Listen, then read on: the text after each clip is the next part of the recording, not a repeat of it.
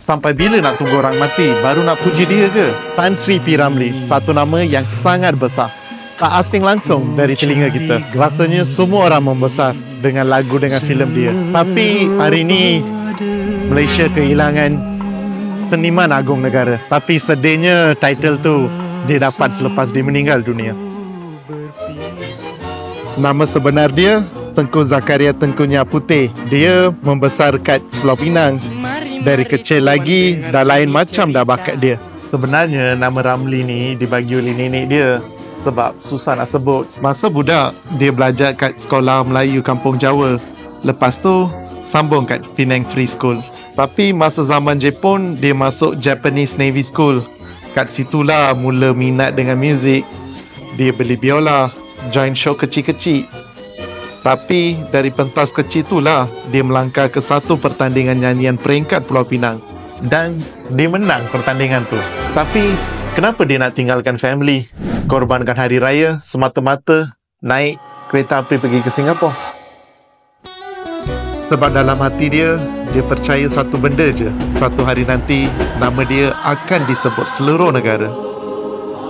Peluang bukan datang hari-hari. Kalau nak kejar impian, kadang-kadang kita kena keluar dari comfort zone. Bayangkan sampai ke Singapura bukan terus jadi hero, cuma dapat watak sampingan je dalam filem cinta. Bukan hero, bukan nama besar, tapi bagi dia itu first step untuk menjadi somebody. Tapi lepas filem cinta, apa dia buat? Yang dapatnya kerja basic, jadi playboy. Tugas dia tepuk papan bila director kata action. Action? Itu je. Tapi dia buat dengan hati. Sebab walaupun kecil, itu pintu pertama masuk ke dunia filem. And mana dia duduk? Bilik sewa ke? Bilik sewa yang macam bilik store. Panas, sempit, tak selesa. Tapi untuk dia, itu dah cukup. Asalkan boleh teruskan perjuangan. Tak penat ke hidup macam tu? Semua kerja kena buat sendiri. Makan pun kena bercimat. Peluang tak diberi. Penat, memang penat. Tapi dia punya semangat luar biasa. Dia sanggup telan semua tu. Sebab dia tahu ini bukan penamat. Ini permulaan. Tapi macam mana watak sampingan boleh ubah hidup dia? Sebab dari satu watak kecil tu, dia jumpa satu persahabatan yang luar biasa. Kawan yang tak kira bangsa, tak kira asal-usul. Orang tu Datuk L. Krishnan. Tapi kenapa Datuk L. Krishnan percaya kat dia? Sebab dia nampak apa yang orang lain tak nampak. Dia nampak bakat. Dia nampak semangat. Dia nampak future. Filem pertama Datuk Krishnan dengan Tan Sri P. Ramlee, Bhakti. Bercahaya sinar sang surya menyinari. Tapi kenapa filem tu special sangat? Sebab tu first time jadi watak utama dan gabungan dua nama ni, satu India, satu Melayu, hasilkan satu magic yang tak pernah dalam industri masa tu. Filem tu berjaya ke? Bukan berjaya, meletup sampai buat 3 filem lepas tu. Semuanya hit, back to back. Orang dah mula hafal nama P. Ramlee. Tapi dia tak stop kat situ. Dia bukan je pelakon. Dia mula tulis skrip, cipta lagu, nyanyi, main muzik, buat lirik.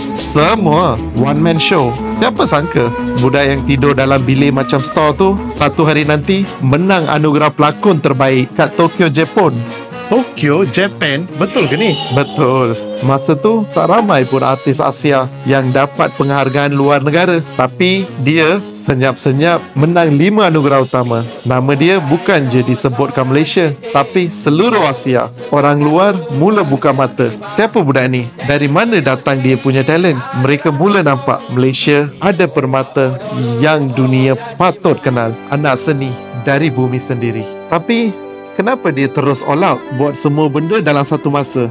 Sebab bagi dia, seni tu bukan kerja. Seni tu darah dia. Dan kalau dia tak bagi 100%, dia rasa macam dia khianat bakat yang Tuhan bagi kat dia. Masa namanya tengah naik, tapi hatinya masih rasa kosong. Di sebalik kejayaannya, P. Ramlee seorang yang gagal dalam percintaan. Semuanya cerai. Sebab dia belum jumpa cinta yang sebenar. Dia selalu bilang sama saya, Haji, lu ni untung besar ya. Untung apa lagi? Lu kahwin semua 3 anak darah. Buat 3 janda. Bukan sekadar pasangan, tapi rumah, tempat yang dia rasa tenang, tempat yang dia rasa cukup. itulah Saloma. Saloma bukan je sayang dia, tapi terima Sazali macam anak sendiri, jaga macam darah daging sendiri. Itu bagi semangat baru. Dengan rumah yang penuh kasih sayang, dia kembali kuat dalam dunia seni. Dengan Saloma, dia bukan je seniman agung, tapi suami dan ayah yang sebenar. Tahun 1968, kontrak dia dengan syarikat rakaman paling lama ditamatkan. Tapi kenapa? Ada pihak yang dengki. Sebab bagi mereka zaman dia dah habis. Tapi bagi dia baru nak mula sesuatu yang lebih besar. Dia pindah dari Singapura ke KL, harapkan satu je, buat filem berwarna. Tapi sampai je KL, dia dihentam kiri dan kanan oleh orang pres. Terusan, berita dan sebagainya. Filem Melayu hampas sebagainya. Dan saya pernah tengok wayang, saya tengok filem Hindustan. So trailer filem Melayu tayang, kita P.Ramlee. Trailer terkeluar, sepanjang trailer keluar, kita bu, orang Melayu blue.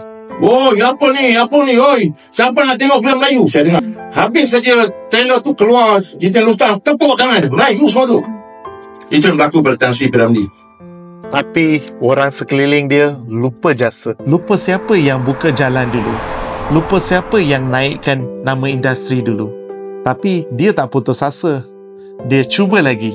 Kali ni, dia cuba konsep baru. Konsep Hitchcock, multiracial dan banyak lagi. Dia dan H.M. Shah buat syarikat baru. But, tak membuahkan hasil. Dia dibuang. Orang kata, dia tak layak. Pinjaman bank pun tidak diluluskan. Dia tak give up.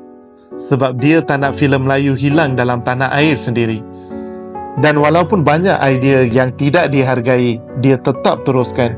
Tapi masa tu, hidup bukan senang.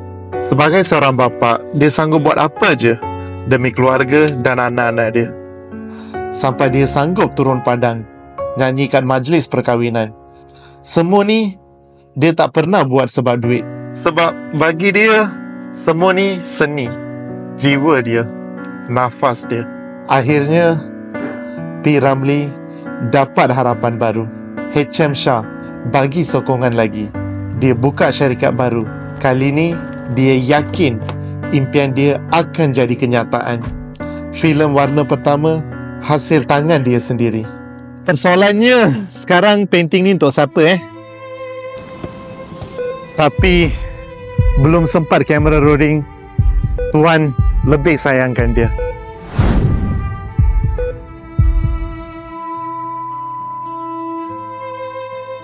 P.Ramlee pergi selamanya. Satu kehilangan yang tak pernah disangka. Bukan hanya negara terkejut, anak dia, Sazali pun tak percaya. Sebelum P.Ramlee meninggal, dia sakit dada, dia pesan saya. Dia kata, boy, dia nak meninggal. Dia kata, dia dah sakit dada. Kau jaga mama baik-baik, kau jaga adik baik-baik. Itu pesan Natal tu. Lama-lama dia taruh ubat dia kilo kan. Tak tahu dia Ramlee. Ramlee kecil pernah sangka. Sebab itu waktu dia meninggal, saya susah hati. Saya takut tak ada orang. Tapi sangkaan itu meleset. Jenazah P.Ramlee dibanjiri oleh lautan manusia. Datang dari setiap bangsa. Melayu, Cina, India.